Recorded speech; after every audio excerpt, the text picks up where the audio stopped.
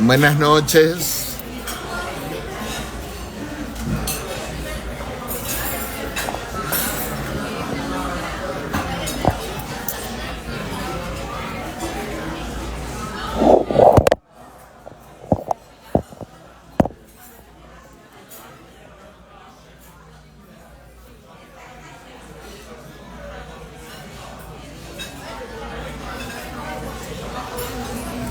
Buenas noches, Osmel. ¿Me copias?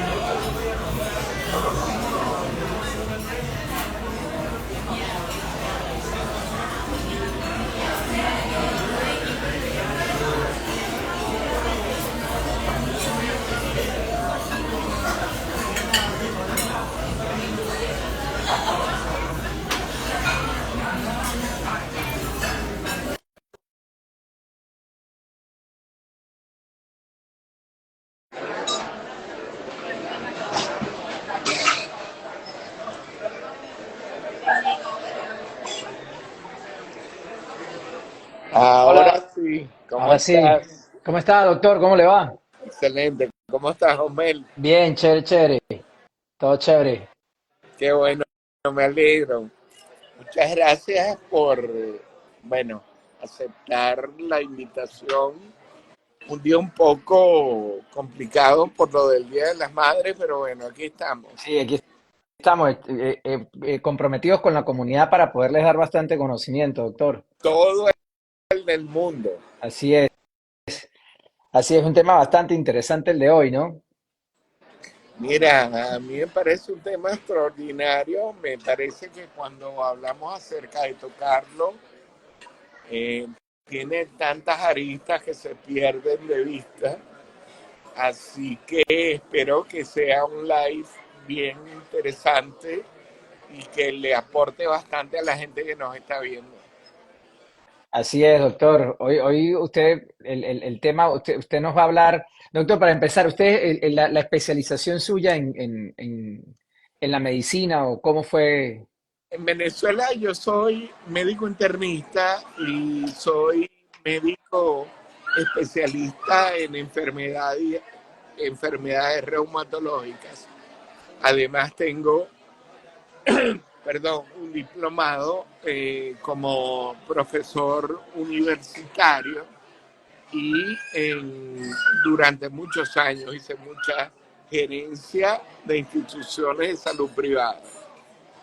Pero con el paso del tiempo, con mucha frecuencia, cada vez me he ido interesando más en todo lo que tiene que ver con la salud mental. Prácticamente he conocido todo esto que tiene que ver con ansiedad y depresión, neurotransmisores, etcétera, toda la vida. Y bueno, yo diría que soy casi que un fanático de estudiar este tipo de situaciones. Y fue por eso que aquel día lo hablamos los dos y aquí estamos hoy. Sí, así es. Bueno, muchachos, miren, para los que no saben, el doctor Jesús fue el doctor quien en su momento fue la persona que por primera vez me habló del tema del cortisol. Fue la persona que justamente me habló en ese momento de lo que me estaba sucediendo, porque una de las cosas que sucede cuando el cortisol está elevado es que eso es fiebre reumatoidea, ¿verdad? Algo así es que se llama, ¿no, doctor? La fiebre que da cuando hay muchísimo estrés, cuando hay muchísimo estrés. Entonces, el doctor Jesús fue el que en su momento me habló por primera vez del tema del cortisol. Y él es el tema cuando el cortisol o el estrés está muy elevado, produce fiebre reumatoidea, yo no sé cómo es que se dice. Sí, recuerdo ese día, Mel, como se espera ayer y todo lo que, toda la cola que ha traído. Lamentablemente, lo que está a la vista no necesita anteojos. El problema del cortisol, Osmel, es que el cortisol es un veneno para el cuerpo.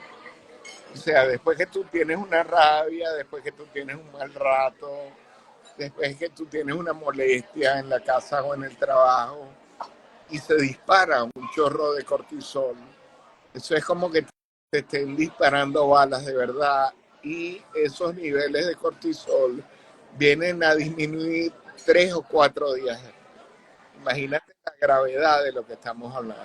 Claro, Entonces, y si eso se mantiene, esos picos, y si esos picos de cuatro, cortisol se mantienen, 4 días, y si esos picos de cortisol se mantienen constantemente arriba todos los días usted bajo el estrés, todos los es días, un no, veneno, ¿no? no, no estamos hablando solo de estrés, Osmel, estamos hablando de infarto, estamos hablando de un ACV hemorrágico, estamos hablando de un ACV isquémico, estamos hablando de una trombosis, estamos hablando de una falla renal aguda. O sea, el problema de conversar de este tipo de tópicos con un internista es que la visión es muchísimo más amplia, con todo el respeto que le tengo a los médicos generales, porque yo pasé por allí también. Hablar con un especialista que sabe el detalle del detalle del detalle. Entonces fue exactamente eso lo que pasó contigo ese día en la clínica, a pesar de que para mí ese día tú eras un perfecto extraño. Sí, De eso. hecho, mi comunicación contigo había sido a través de otra persona, no de ti, pero yo viendo el nivel de estrés que tenía, el nivel de preocupación que tenía, la posibilidad real que pudiera tener un problema linfoproliferativo. Mira, a mí no me restaba más que decirte la verdad por la calle en medio. Mira, si no era un viaje a X sitio, sino a las islas griegas, a Santorini, lo siento mucho. Pero lo más importante es que yo tengo que saber qué es lo que tengo. Sí, exactamente. Es un tema y es un tema bastante complicado, el tema de la salud mental, muchachos, porque muchas personas no lo entienden, ¿no? A veces tienen en la casa personas que puede ser incluso hasta el mismo papá o la misma mamá, puede ser un hermano, puede ser un amigo, puede ser una tía, puede ser un tío, no necesariamente tiene que ser la pareja, pero No, hay personas que interfieren en nosotros, que nos causan ciertos niveles de molestia que nos preocupan y nos llenan de estrés y nos hacen elevar el cortisol y probablemente eso deriva en problemas gravísimos. no solo, no solo el cortisol, Osmel, tenemos el cortisol, la adrenalina, la noradrenalina, que son las sustancias que te matan, pero tenemos también la dopamina, las endorfinas y otra serie de hormonas, la oxitocina, que son las hormonas del placer, del amor, del sentirte bien,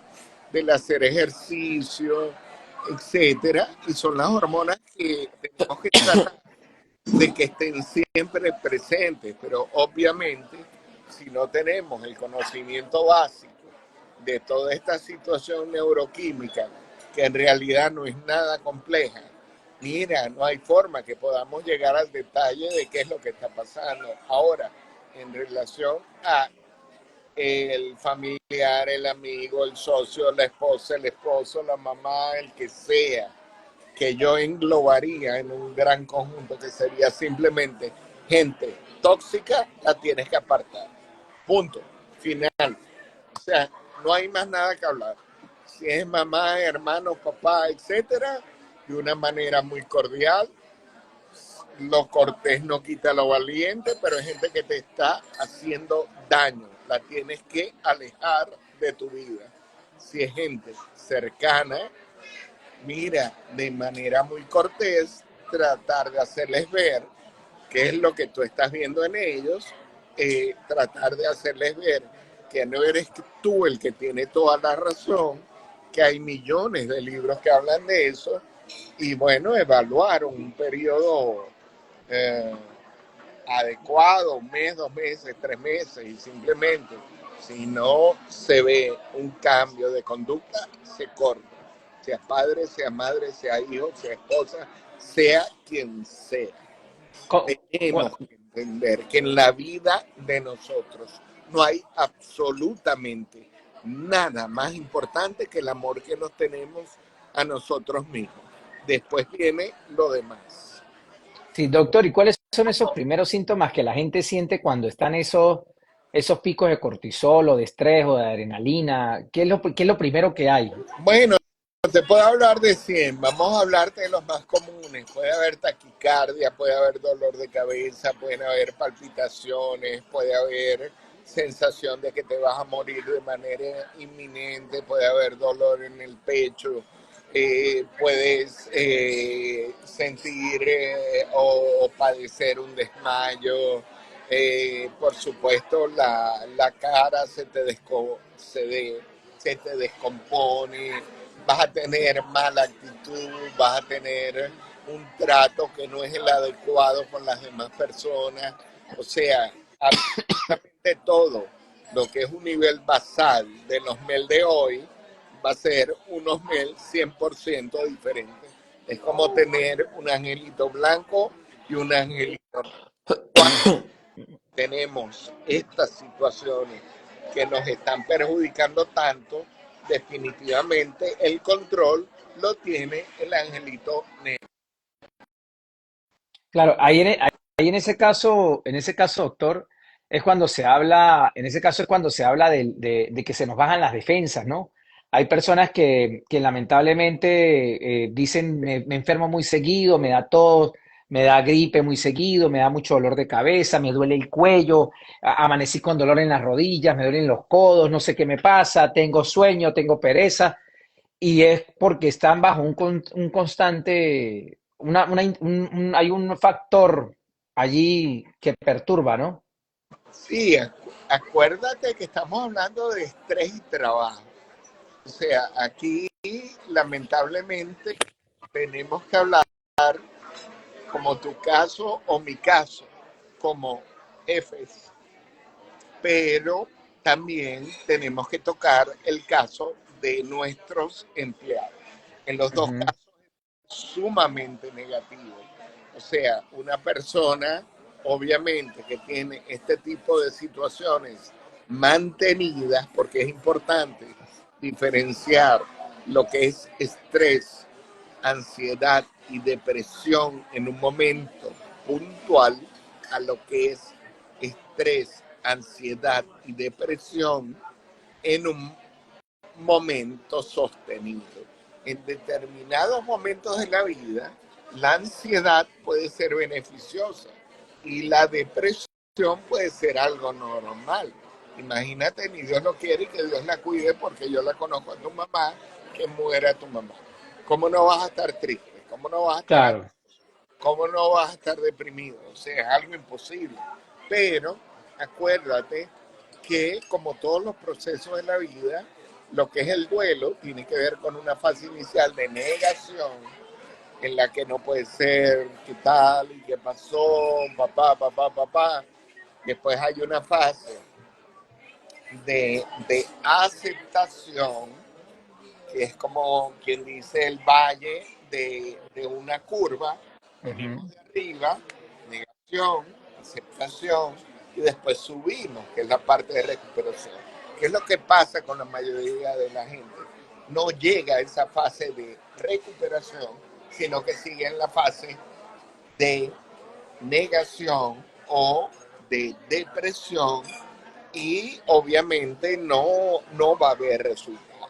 El estrés sostenido, la ansiedad sostenida y la depresión sostenida, sin duda, va a causar un estado de inmunosupresión donde absolutamente todas las defensas del cuerpo van a fallar y donde te puede dar desde una crisis hipertensiva, que simplemente una subida de presión, hasta que te ataque un COVID de una forma como el FLIR, que es el nuevo, que es una forma leve y te pueda matar. Puede comenzar a aparecer un cáncer, puede haber un infarto, puede haber una enfermedad cerebrovascular hemorrágica. O sea, estamos hablando de absolutamente todo lo que te puedas imaginar que se pueda sentir. por otro lado, una cosa es hablar de trabajo y estrés como patrón y otra cosa es hablar de trabajo y estrés como empleado. Obviamente, un patrón que tenga ansiedad, estrés, cortisol, molestia, mal humor, etcétera, va a tratar mal a la gente y eso va a incidir en que posiblemente el rendimiento, la productividad y todo lo que tiene que ver con lo que la persona debería dar, el ausentismo va a aumentar, la carga laboral no va a ser la mejor, la posibilidad de accidentabilidad se va a multiplicar exponencialmente, etcétera, etcétera. Y obviamente si es el jefe o el patrón el que está sufriendo de esto, va a ser la contraparte, va a tratar mal a la gente, no va a estar enfocado, no va a ser una persona que motiva, no va a ser una persona que estimula, no va a ser una persona que incentiva. Esto te lo digo como jefe. O sea, desde cualquiera de los dos puntos de vista, si estamos hablando de estrés y trabajo, va a ser algo sumamente negativo para la organización del tipo que sea. Sí, fíjese que una de las cosas que yo vengo leyendo muchísimo últimamente en los libros y varios artículos que he venido leyendo, hablan mucho que las empresas están invirtiendo mucho en lo que tiene que ver en la parte del mindset, ¿no? En la parte de la mentalidad de los empleados, que les ponen psicólogos, les ponen psiquiatras, tratan en lo posible que no se preocupen por el tema de la comida. Me pasaba, yo cuando trabajaba haciendo Amazon, recuerdo que una vez entré al edificio de 7-Eleven que queda en Copel y me pareció o sea, me llamó mucho la atención que el almuerzo era gratis para los empleados, ¿no? Entonces yo entro y yo veo un poco de comida y yo digo, uy, mira, gratis. Entonces, claro, porque es que están tratando de que el empleado no se preocupe. Claro, claro. Mira, tú ves las grandes empresas del mundo y tú lo sabes. O sea, yo lo sé por curioso, pero tú lo sabes por tu tipo de trabajo. Tú Ujú. entras a Google, tú entras a Amazon, entras a los CEO de las mejores empresas del mundo, tú entras a Microsoft. Y es como si entraras a un parque de juegos, donde hay Ujú. donde hay pool, donde hay café, donde hay comida gratis, donde hay refrescos, etcétera, etcétera. Y te repito, como jefes o líderes, porque lo de jefes se oye muy feo, de ciertas empresas, mira, no hay nada que pueda darle tanto valor agregado a una empresa como entender lo que es tener a un personal motivado. Yo sé que tú lo haces, tú sabes que Ujú. yo lo hago, pero yo diría que eso es el 70% de la gente. Sí, exactamente. Fíjese que yo, en el caso de las personas que trabajan conmigo, yo trato todo el tiempo de mantenerlos motivados. El tema, lo que es el tema de la comida, por ejemplo, la chica que trabaja conmigo. O sea, yo busco en la forma de que la silla sea una silla cómoda, que esté, o sea, que no tenga absolutamente nada por qué preocuparse, porque eso incide específicamente en el desempeño del trabajo que ejecuta. Es Porque yo sigo lo que hacen los grandes. proporcional. Exacto. Y fíjese, doctor, que eh, con respecto a eso, vamos al tema, por ejemplo, cuando a mí me sucedió lo que me sucedió, yo recuerdo que el rendimiento mío empezó a bajar muchísimo, eso iba en picada, pero no era un tema de porque yo no supiera, sino que era un tema psicológico, o sea, era algo que yo no podía controlar. O sea, es No, un tema, no, no solo psicológico, sino que había lamentablemente una doble intención, una intención de dañarte y surtió efecto. ¿Cuándo eso se acabó? Cuando tú dijiste, ¿sabes qué? Se acabó. Cortado, no me interesa. Entonces fue cuando empezaste a ver la desesperación de la contraparte, porque no hay nada tan divino como saber que tu vida la controlas tú y más nadie. sí, Punto. exactamente. Es que lo que, incluso lo leía, cuando uno no tiene un plan para su vida, pues uno pasa a ser el plan de vida del otro, ¿no? No, y hay demasiados vividores en el mundo y estamos en un país que es extremadamente complejo. Yo creo que tenemos la suerte tú y yo de haber descifrado el sistema y de estar en el 20% de no americanos, incluyendo los americanos, que estamos teniendo unas situaciones bastante privilegiadas y eso es simplemente porque no vamos arreados por el mismo arreador. O Exacto. sea, simplemente somos disruptivos, no nos importa lo que diga la gente, manejamos las cosas a nuestra manera y estamos viendo los resultados y lo más importante, no nos vamos a morir por una rabia, por un infarto o por un jefe que quiera que hagamos lo que le dé la gana sin ningún tipo de argumento, que es lo que pasa en el 80% de las empresas de este país. Sí, fíjese, doctor, que ese tema del país como tal, pues es un país muy jodido, ¿no? Y los casos de salud mental aquí son increíbles. Yo me acuerdo que yo en Venezuela yo no veía eso. Yo, porque mi papá tenía sus empresas, pero yo no veía que los empleados andaban obstinados ni que andaban estresados. El estrés normal que se vivía en Venezuela, pero no, ese estrés de allá no es el mismo estrés de aquí. El estrés de aquí o sea, es una cosa increíble. Usted pasa acostado, bueno, ya uno no lo vive, pero uno lo vivió, que uno decía, tengo media hora acostado, no soy productivo, soy un vago, no estoy haciendo nada, no estoy produciendo, no me alcanza la plata para la renta, y lo que es la renta, el carro, el seguro, la comida, los impuestos, al final aquí, cuando uno observa el desenvolvimiento de la gente, aquí el problema de Estados Unidos, el problema de salud mental es bastante alto, ¿no? No, o sea, en realidad es lo que uno persigue, pero el tema de la salud mental en el mundo es algo sumamente grave. De hecho, se estima que las 10 carreras más necesitadas en el mundo por los próximos 10 o 15 años, de las 17 van a tener que ver con la salud mental. El problema es que no se le ha dado importancia, pero en mi caso, en el gremio médico, sí estoy seguro desde hace muchísimos años de lo que es entender el burnout, de lo que es entender el quemarte, de lo que es entender de qué manera el buen estado mental, psíquico y emocional va a hacer que seas más productivo, pero de una u otra forma, Osmel, en el pasado todo lo que uno decía que tenía que ver con psicólogo, con psiquiatra, etcétera, era esa persona está loca.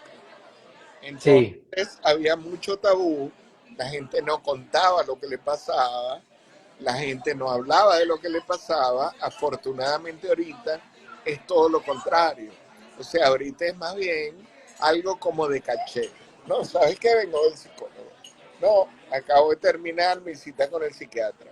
No, tal. Entonces ya la gente le da curiosidad y le pregunta, ¿pero qué pasó? ¿Qué te pasa? X, Z, Y. Mira, y en la comunicación, además de la gente que lee y estudia, como tú o como yo, no hay nada tan efectivo como lo que es el boca a boca. O sea, tú tienes una situación determinada, se lo comentas a una persona que puede tener algún conocimiento, esa persona te da un insumo, tú tomas ese insumo, das un cambio de comportamiento, mira, y eso te puede cambiar la vida, como te la cambió a ti aquel día que nos vimos en mi clínica. sí, muchachos, para los que no saben, cuando pasa lo que pasa con el tema de que me dan los resultados, y es la esposa del doctor quien me los lee, ya luego cuando yo estaba Estás por afuera, allí viendo el live. ajá, y el doctor yo me senté afuera en el mueble conmovido, como que bueno, o sea, no sé, uno no sabe qué hacer, o sea, como que se le nubla la mente, ¿no? A uno le pasa la vida por un instante y me acuerdo que el doctor me dijo, ¿tú sabes qué es el cortisol? Y yo lo miré, yo le dije, no sé, de verdad no sé qué es eso. Y entonces me dice, eso es una En sustancia, una toxina, es un veneno. Y tú lo que tienes es el cortisol muy alto y dime de qué tienes estrés. Y yo dentro de mí decía, pero es que yo no estoy estresado, o sea, yo no me siento mal. Porque es que la vaina es que uno no siente, no, ¿no? no, es algo totalmente inconsciente. Te estás muriendo y no te estás dando cuenta.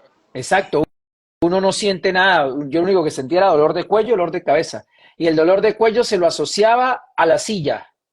Y el dolor de cabeza se lo asociaba a la migraña.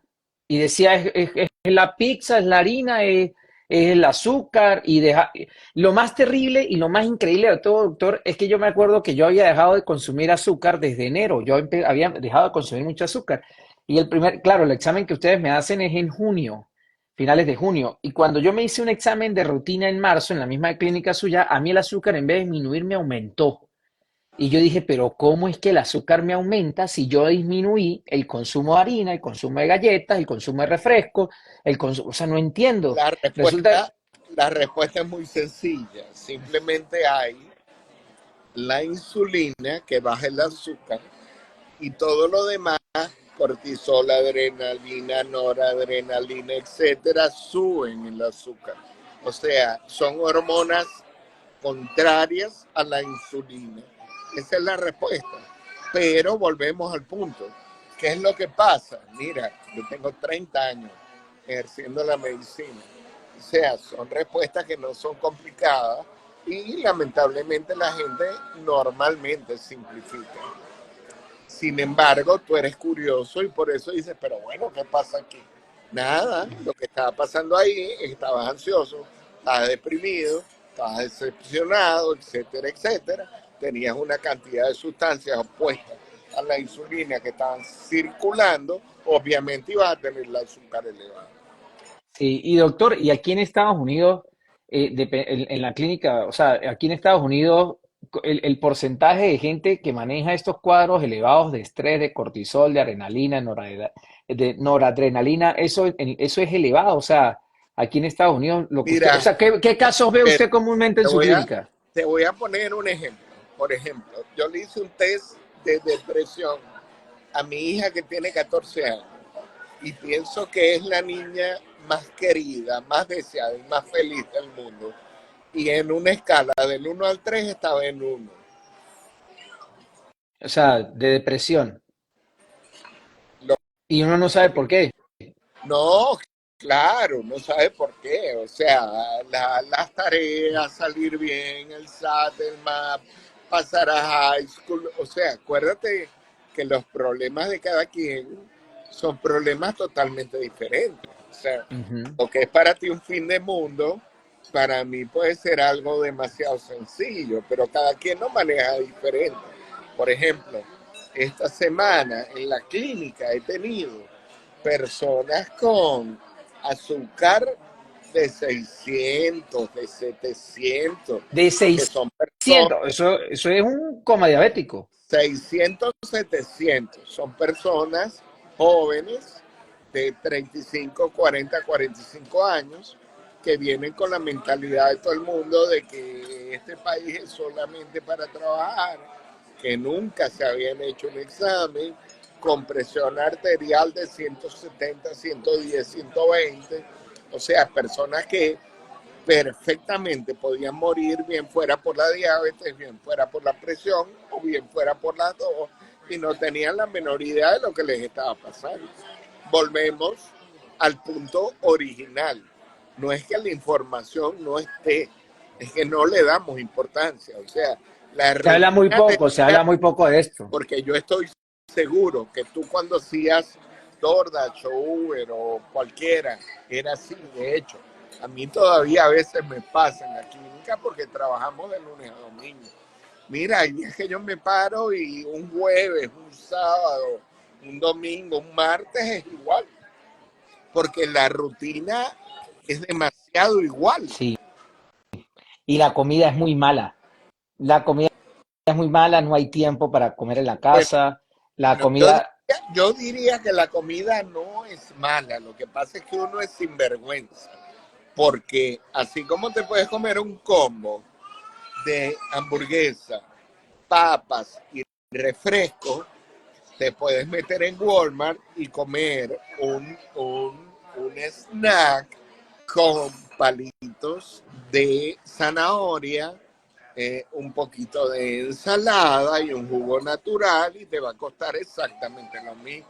Lo que pasa es que el sistema, de una u otra forma, te lleva a esas cadenas de comida rápida que lo que te venden es solamente carbohidratos, solamente venenos, te van a llevar a la obesidad La obesidad te va a llevar a un infarto, el infarto te va a llevar a un procedimiento invasivo cardiovascular. Y estamos hablando de $500,000, $1,000,000. Es un negocio redondo. Sí, ¿Cómo voy a dejar yo de tratar de tener ese negocio? sí, exactamente, es lo que yo siempre he dicho, ¿no? Que aquí el tema de la comida rápida y todo eso es pareciera que fuera una política de Estado. O sea, usted O sea, sale a la calle dime y tú, en una sola dime, cuadra hay, sí, hay siete, ocho ah, franquicias. y uno delante del otro. Dime tú y Sí, yo que venimos de Venezuela. O sí, sea, sí, de no tener comida, no tener agua, no tener gasolina, no tener luz, no tener nada. O sea, de verdad, ¿hay algo más difícil que lo que nosotros vivimos? Yo creo que no. Y por eso estamos aquí. Ahora, el facilismo de lo que es este país y el olvido de lo que es la salud, tanto física como mental, es lo que realmente nos mata. sí. Y aquí el tema psicológico retumba mucho, doctor, porque, por ejemplo, se lo digo yo de forma personal, o sea, algo que a mí me venía sucediendo era, esto es un país solitario. Esto es un Total, país solitario. O total. sea, y Mientras, se lo digo a la gente. mientras menos gente saludes en el día, si llevas un checklist, en el día saludes 2 personas, en la noche lo logré. Sí, O sea, es algo totalmente diferente a nuestro país.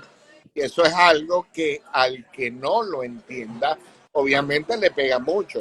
Pero este país ha sido así toda la vida. O sea, sí, no venimos aquí a criticar, nosotros venimos aquí a integrar de manera sí. que tenemos que hacer reforzar nuestro círculo familiar cercano, tratar de tener pocas amistades, pero de calidad, hablar y seguir repitiendo este tipo de actividades donde podamos compartir, porque es absurdo pretender que vamos a cambiar este país.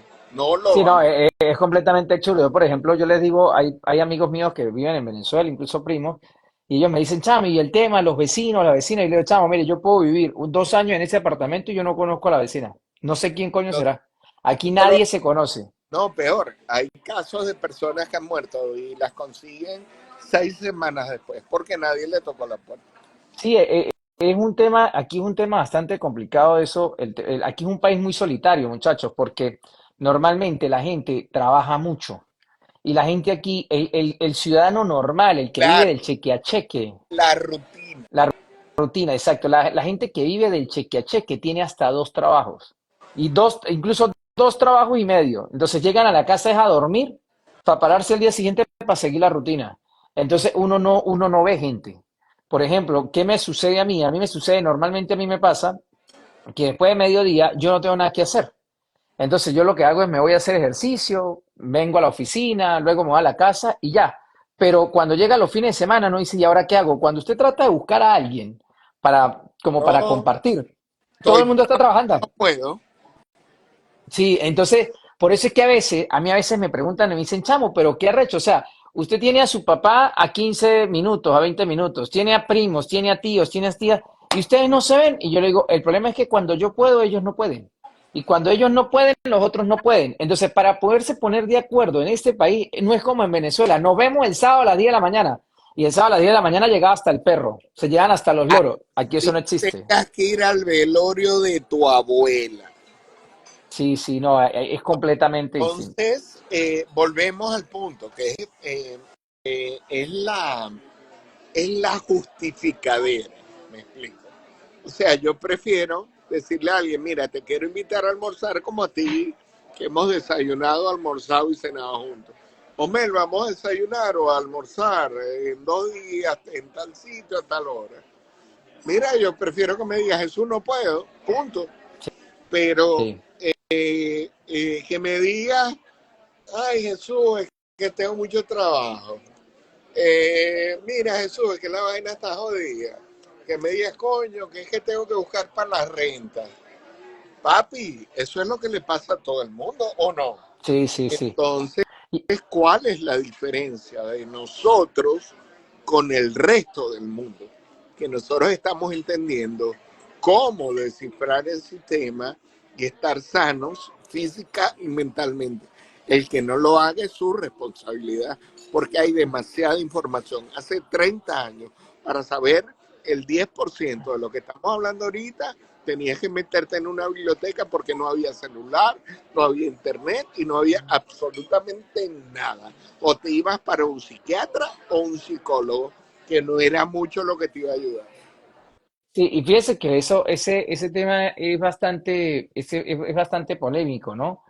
Porque cuando uno empieza a evaluar todo este tema del trabajo, de que no hay gente para compartir, de que no me puedo ver con la familia, o tengo el tiempo para verme con la familia, pero la familia no tiene el tiempo para verse conmigo, cuando empieza a evaluar el tema de que le hace falta plata, cuando no están los amigos, cuando las redes sociales, lo que usted ve en las demás gente es una perfección que no existe. Entonces empieza un problema psicológico y mental que este país de verdad es duro, muchachos. Este país, descifrar el sistema no es fácil.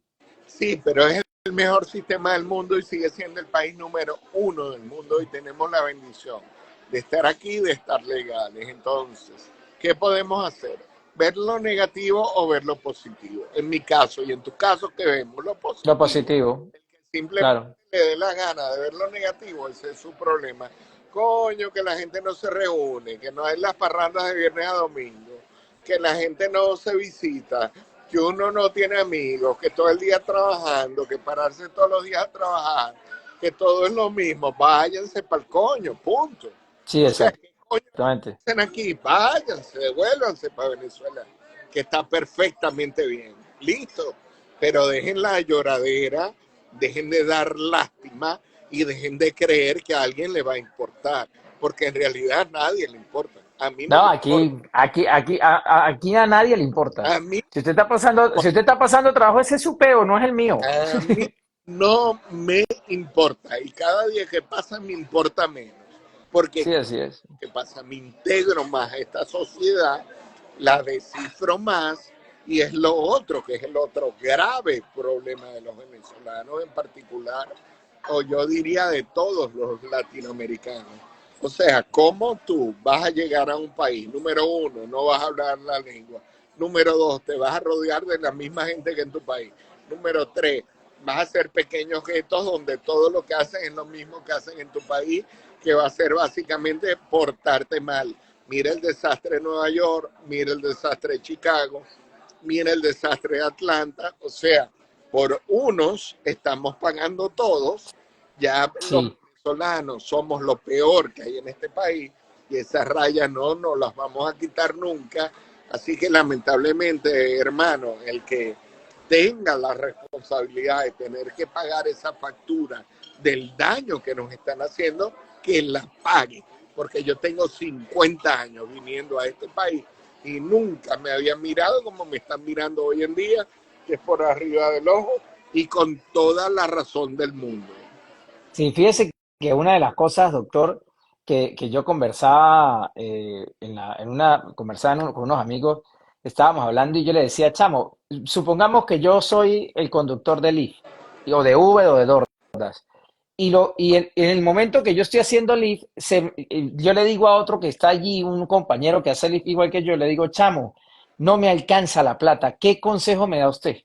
Si usted le pide consejos al mismo entorno, que es muy importante lo que usted dice, que nos rodeamos de la misma gente, uno no se puede rodear de la misma gente.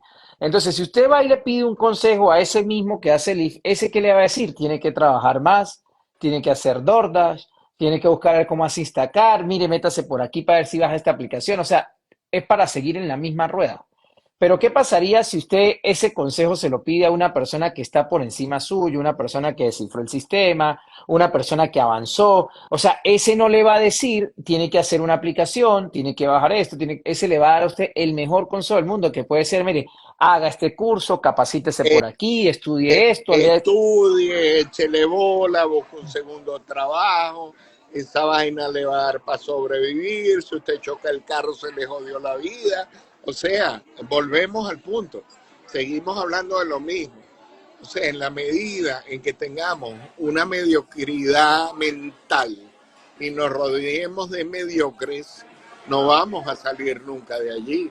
En la medida en que tengamos una visión expansionista, donde tengamos claro que este sistema tiene muchas bondades, tienes muchos gaps por donde te puedes meter, en la medida en que entendamos que nuestros títulos de Venezuela sí sirven en este país, lo que tienes que ver es dónde usarlos, entonces todo va a empezar a cambiar. ¿Cuál es el problema? Que el 95% de la gente llega a este país, llega al gueto, lo agarran todos los venezolanos, está 3, 4 días echándose palos, celebrando que llegó, y después vas o al Warehouse o a Uber o a DoorDash con cuentas falsas que no tienen la menor idea de la responsabilidad de lo que eso implica. Tú lo entiendes, yo lo entiendo, pero ellos no lo entienden, ni se los voy a explicar. Sí, exactamente. Y todo eso al final, doctor, todo eso al final, ya porque estamos hablando de la parte de lo que es el estrés y el trabajo, todo eso al final, todo eso pega en la cabeza, ¿no? Todo eso Estamos pega. Y es lo que, hablando de lo mismo, sí, estamos hablando de estrés y trabajo. Simplemente sí, todo eso pega. de qué niveles de trabajo podemos hacer, de qué sectores del trabajo podemos incursionar, de la importancia del idioma, cuando hay gente que tiene aquí 25 años y no habla inglés, y simplemente hay gente que se cierra. Bueno, el que se cierra que no se queje. Sí, así es. No, y de verdad, el país, muchachos, para los que no están en Estados Unidos, es un país de muchas oportunidades, muchas. El tema es que cuando usted llega, usted tiene que rodearse de la gente correcta y tiene que saber tomar consejos y todas esas cosas que uno trae de Venezuela, que era el tomar, que era el rumbear, que era el parrandear, eso tiene que haberse, a usted le puede gustar mucho, pero tiene que hacer un sacrificio, porque para que usted pueda avanzar, tiene que hacer sacrificio. Esos sacrificios se traducen en temas de que el tiempo extra, en vez de dárselo a un jefe, se lo da a usted mismo mientras usted va estudiando el idioma o está estudiando de repente algo para impuestos o un tema de Rialto. O sea, cualquier cosa que de repente usted vea que existe una oportunidad para salir adelante, pero aquí la clave está en estudiar. O sea, estudiar. Si usted estudia en algo que a usted le guste y se vuelve bueno, usted sale en 2 años, 3 años, usted está sacando la cabeza. Pero si usted se mantiene en ese círculo de Lyft, de Uber, doctor, yo tengo gente en Miami, ahorita la última vez que yo fui, yo tengo gente en Miami, que yo me fui a Miami en el 2018, o sea, yo me fui hace 6 años, y yo volví a Miami y esa misma gente todavía está haciendo Lyft. Bueno, yo tengo gente en Miami, familia en Miami, que llegó a Miami, llegó a Coconut Grove en Miami y no fue por hacer cosas mal hechas. Y cena con el alcalde de Coconut Grove y tienen la casa, el yate y los niños perfectos. O sea, punto final. O sea, Miami tienes Hialeah, donde nadie va a cambiar jamás, y Miami Sí, tienes el sur de Miami o el norte de Miami. Ese es el mejor ejemplo. Ahora, ¿qué hace el venezolano promedio que llega a Estados Unidos? Ir corriendo a Miami. Para mí es un error de cálculo desde cualquier punto de vista, porque solo analizando los indicadores de costo de vida, económico, de comida, de gasolina, etcétera, etcétera, etcétera, no deberían ir jamás a vivir en Miami. Pero que pase en Florida es lo que más se parece a Venezuela. sí, sí. No, y hay un tema, yo por ejemplo, yo que vivía allá, había una cosa que decía, no, es que tengo la playa cerca. Bueno, yo fui a la playa como 6 veces y me acordaba era cuando llegaba y cuando me iba, porque el resto que hacía era dormir. Sí, sí. Pero bueno, importante este tema, estábamos hablando con el doctor de lo que es el estrés, todo lo que se genera con el estrés, todas esas hormonas que nos afectan, cómo nos pueden o acabar, se vuelve psicosomático todo eso, todos esos temas, todo eso se vuelve psicosomático, empezamos a sentir fiebre, dolor de cabeza, náusea, si nos enfermamos por cualquier cosa. Yo leía un Ojo, libro. ojo, y nos podemos morir. Sí. Incluso yo leía un libro que se llama Deja de ser tú de Joe Dispenza. Y en ese libro explicaba, cuando Joe Dispenza empieza a hablar de ese tema, él dice que normalmente cuando nosotros estamos como eso él le llama en estado de alerta, el cerebro dice, Osmel se siente mal, hay que protegerlo. Entonces, si el factor es externo, el cuerpo se encarga siempre de bloquear el factor externo y toda la energía va dirigida hacia esa parte. y es cuando el cuerpo descuida la parte interna. Entonces, por eso es que nos volvemos inmunodepresivos. Claro, pero volvemos al punto. Hay un grado de ansiedad bueno. ¿Cuál es el grado de ansiedad bueno? Que es una analogía de lo que tú estás diciendo. Yo estoy en un zoológico, veo que se abre la puerta de la jaula del tigre, automáticamente ¿qué hago? Correr Empiezo a correr. ¿Qué es lo que te hace hacer eso? La ansiedad y que la sangre se va hacia la... a los músculos. Ahora, eso es una cosa. Otra cosa es la ansiedad crónica. Hay ansiedad sana y ansiedad que no es sana. La ansiedad que no es sana, es decir, la ansiedad crónica, el miedo crónico, el miedo y la ansiedad a algo que realmente en el 98% de los casos no va a ocurrir, es lo que te mata y lamentablemente las personas depresivas, las personas ansiosas, la mentalidad negativa que tienen es lo que los mata. Fíjense que eso que usted dice es clave, ¿no? El 98% de las cosas a las que nosotros le No tenemos pasa, miedo o que nos preocupan que va a pasar, nunca pasan. nunca pasa, Nunca pasan. nunca pasa. Y no lo digo yo, hay no menos de 50 libros que he revisado que hablan de esos mismos porcentajes. Sí, entonces ahí es cuando usted lo que hace es, se preocupa y se atormenta por un pasado que ya pasó, se llena de Y del ansiedad por un que no va futuro que no ha llegado y y que no va a cambiar. que no va a volver, número uno. Exacto. Y Y eso no un lo va a cambiar. futuro que es probable. En realidad lo único que existe es hoy. Estamos Exacto, el presente. Yo creo que ya para cerrar, en una situación geopolítica y económica mundial donde a raíz de las guerras de Ucrania y de Israel, el mundo se puede hasta acabar. O sea, Europa está quebrada por completo. Más bien las élites europeas están tratando de rearmar Europa como después de 1945, o sea, hacer una segunda guerra fría, que sería una tontería, pero por supuesto eso es para defender lobbies armamentistas que lo que quieren es dinero. Yo pienso que la vida es algo muy bello, la vida es algo muy corto, la vida es algo muy efímero, la vida es algo inexorable, así que tenemos que ser felices hoy, porque ayer ya pasó y mañana no sabemos. Exacto. Es el presente, hay que vivir el presente, porque en ese es en el que habitamos. Así es. Bueno, doctor, muchas gracias por este live. Gracias por estar aquí con nosotros. De verdad, Encantado, complacido. encantado Gracias, doctor. que se repita. Buscamos otro tema próximamente. Ok, Próximamente, así es. saludos. Bueno, doctor, que esté muy bien. Bye, bye. Dale, bye.